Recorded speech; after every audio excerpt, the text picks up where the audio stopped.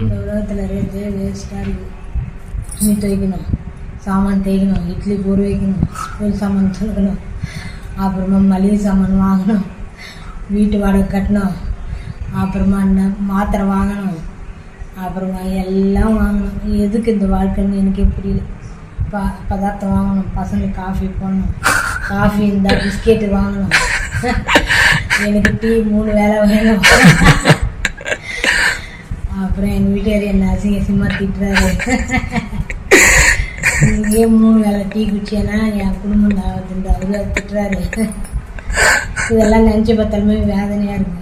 கடவுள் இன்னும் என்னை குடும்பத்துங்கிறாரு. இங்கே தானே இருக்கணும், மேலெல்லாம் வரக்கூடாதுன்ட்டாரு. அவர் வேற நான் போகிறது வேற பெருமாள் கோயிலுக்கா, அவர் சுத்தம் நீ வரவே தேவையில்லைன்ட்டாரு. இங்கே நீ இப்படி இருக்கிற, மேலே வந்து என்ன பண்ணுமா, இங்கே ஒரு வேலை உனக்கு தெரியல. மருமக கூட எனக்கு வரல, நான் என்ன பண்ணுறேன் மருமக கிட்ட கற்றுக்கலான்னு பார்க்குறேன். அது நீயே கற்றுக்கல, நான் வந்து கற்றுக்கிறேன்னு சொல்ல போகிறேன்.